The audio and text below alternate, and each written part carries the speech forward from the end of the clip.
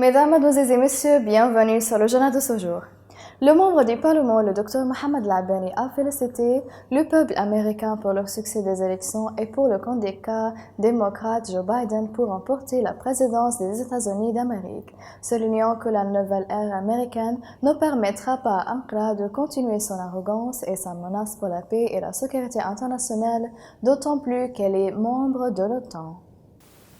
Le premier ministre du gouvernement libyen, Abdallah Thani, a été informé de la proposition de l'agence de fourniture médicale concernant le lancement des services de carte à puce pour la distribution de médicaments que le gouvernement libyen a l'intention de faire circuler dans les hôpitaux, les centres et les établissements médicaux. Au cours de la réunion, Thani a discuté des mécanismes de fonctionnement de la carte à puce en présence d'un groupe de spécialistes. L'équipe de spécialistes a expliqué que ce système recueillera des données pour tous les patients afin de déterminer la distribution des doses de médicaments à eux via un lien électronique qui facilitera le processus de distribution de médicaments. La réunion s'est conclue par le lancement de ce service une fois toutes les procédures légales terminées.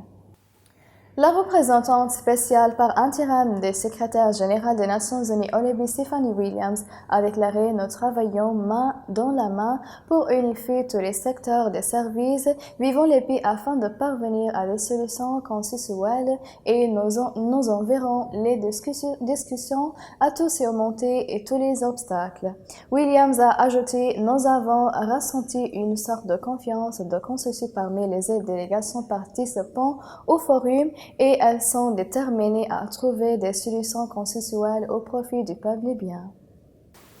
Dimanche, le président égyptien Abdel Fattah al-Sisi a reçu le ministre français des Affaires étrangères, Jean-Yves Le Drian, en présence du ministre égyptien des Affaires étrangères, Sameh Choukri, ainsi que de l'ambassadeur de France au Caire. Selon le porte-parole de la présidence de la République, la réunion a traité des dossiers communs entre les deux pays, dont le principal est la crise libyenne, ainsi que des moyens de renforcer les efforts pour faire face à l'escalade de l'extrémisme et de la haine au milieu de la récente tension entre les mondes islamiques et l'Europe. El-Sisi a affirmé que la position stratégique ferme d'Égypte vis-à-vis de la Libye, en particulier en ce qui concerne le soutien aux négociations en cours sur tous les plans.